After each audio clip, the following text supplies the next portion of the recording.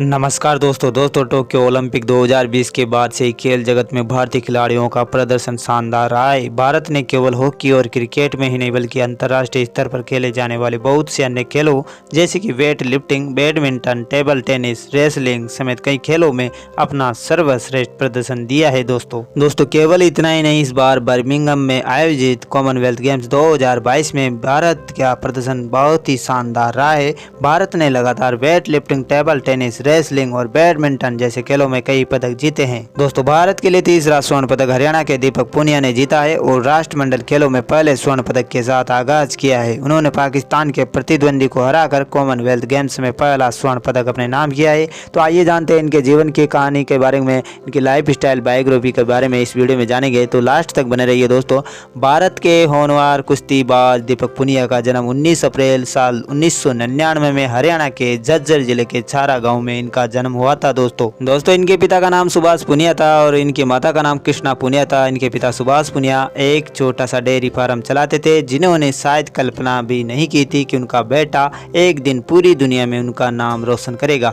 दीपक पुनिया का झुकाव शुरुआत से ही कुश्ती की ओर रहा। महज 5 साल की उम्र में इन्होंने कुश्ती को अपने लक्ष्य बना लिया था। दीपक पुनिया केवल 7 साल की उम्र में ही कुश्ती के बहुत से दाव पेच सीख चुके थे और लोगों की नजरों में आने लगे थे। दोस्तों दीपक के पिता सुभाष पुनिया उन्हें बचपन में ही अलग अलग जगहों पर दंगल दिखाने ले जाया करते थे। उनके सपनों को साकार करने में उनके माता पिता का बहुत बड़ा योगदान था। दीपक ने अपने सपनों को साकार करने के लिए कुश्ती को अपना पेशा बना लिया। हालांकि उन्हें भारतीय सेना में सिपाही बनने का मौका मिला था, लेकिन दीपक ने यह दृढ़ निश्चय कर लिया था कि वह अपना ध्यान कहीं नहीं भटकने देंगे और अपना पूरा जोर कुश्ती पर लगाएंगे और एक ना एक दिन अपने देश के लिए स्वर्ण पदक जीतकर पूरी दुनिया में नाम रोशन करेंगे। दोस्तों दीपक पुनिया एक मध्यम वर्गीय परिवार से संबंध रखते थे। उनके पिता एक किसान थे और साथ में ही एक छोटा डेयरी फार्म भी चलाते थे। उनकी प्रारंभिक शिक्षा हरियाणा के एक सरकारी स्कूल से हुई थी।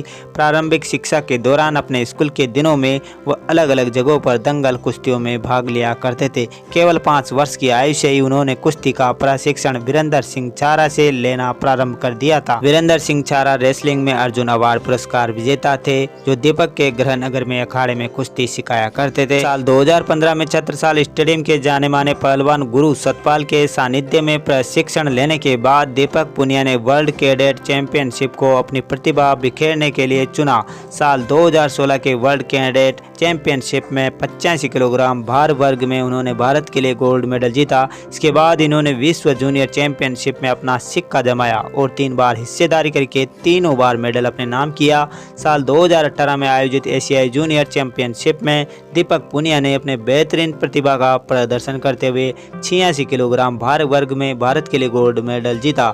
इतना ही नहीं, दीपक साल 2018 में हो रहे वर्ल्ड जूनियर चैंपियनशिप का हिस्सा भी बने और इन्होंने यहाँ पर सिल्वर मेडल अपने नाम किया। एक साल बाद साल 2019 में एशियाई चैंपियनशिप में इन्होंने एक ब्रॉन्ज मेडल भी जीता। एशियाई जूनियर चैंपियनशिप और वर्ल्ड जूनियर चैंपियनशिप में बेहतरीन प्रदर्शन के कारण देश विदेश के लोगों ने उन्हें खूब सराहा और कजाकिस्तान के नूर सुल्तान ने उन्हें साल 2019 में आयोजित विश्व चैंपियनशिप का हिस्सा बनने के लिए आमंत्रित किया, लेकिन चोटिल होने के कारण बस दीपक वर्ल्ड चैंपियनशिप 2019 में शामिल नहीं हो सके। साल 2020 में एक बार फिर से इन्होंने एशियाई चैंपियनशिप में भारत के लिए ब्रॉन्ज मेडल जीता और इन्हें जापान में आयोजित टोक्यो ओलंपिक्स 2020 में भारतीय प्रतिनिधि के रूप में चुना गया। दोस्तों दीपक पुनिया ने अपने बेहतरीन प्रदर्शन के साथ साथ बढ़त बनाते हुए सेमीफाइनल में अपनी जगह बना ली, लेकिन इस दौरान वह सेमीफाइनल में मैच हार गए और ओलंपिक्स में अपने ब्रॉन्ज मेडल से चूक गए। यूनाइटेड स्टेट्स के डेविड टेलर से हारने के बाद दीपक टोक्यो ओलंपिक 2020 से बाहर हो गए। ओलंपिक में सेमीफाइनल का मुकाबला हारने के बाद दीपक काफ़ी डिप्रेशन में चले गए, लेकिन उन्होंने हार नहीं मानी और साल 2021 में आयोजित एशियाई चैंपियनशिप में एक बार फिर रजत पदक जीता। दोस्तों इतना ही नहीं, उन्होंने इस साल 2022 में एशियाई चैंपियनशिप में एक बार फिर से रजत पदक जीता और 86 किलोग्राम भार वर्ग में राष्ट्रमंडल खेल 2022 में भारत की ओर से भेजे गए बर्मिंघम में आयोजित कॉमनवेल्थ गेम्स 2022 2022 के कुश्ती के फाइनल मुकाबले में उन्होंने पाकिस्तान के प्रतिद्वंदी को हराकर कॉमनवेल्थ गेम्स में पहली बार स्वर्ण पदक अपने नाम किया है। दोस्तों, कॉमनवेल्थ गेम्स 2022 में बर्मिंघम में आयोजित किया गया, जिसके दौरान भारत की ओर से कुश्ती लड़ते हुए दीपक पुनिया ने फाइनल मुकाबले में अपनी जगह बनाई है और पाकिस्तान के प्रतिद्वंदी को हराकर गोल्ड मेडल अपने नाम किया है। दीपक ने फाइनल राउंड के मुकाबले में पाकिस्तान के प्रतिद्वंदी मोहम्मद इनाम को 3-0 से हराया और ये खिताब अपने नाम किया। दोस्तों, कॉमनवेल्थ गेम्स 2022 में बर्मिंघम में आयोजित किया गया, जिसके दौरान भारत की ओर से कुश्ती लड़ते हुए दीपक पुनिया ने फाइनल मुकाबले में अपनी जगह बनाई है और पाकिस्तान के प्रतिद्वंदी को हराकर गोल्ड मेडल अपने नाम किया है।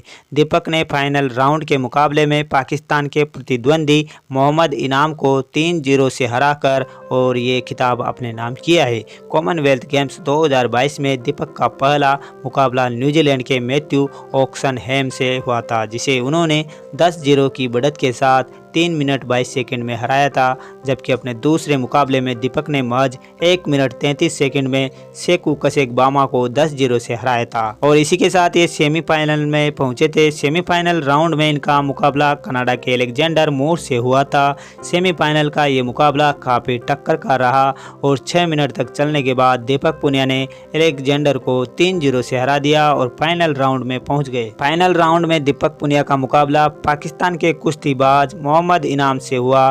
क्योंकि ये मुकाबला भारत और पाकिस्तान के बीच में था, इसलिए काफ़ी रोमांचक रहा, लेकिन पाकिस्तानी पहलवान की दीपक के सामने एक न चली और दीपक ने फाइनल मुकाबले में 3-0 से उसे मात दे दी और राष्ट्रमंडल खेल में अपना पहला स्वर्ण पदक जीता।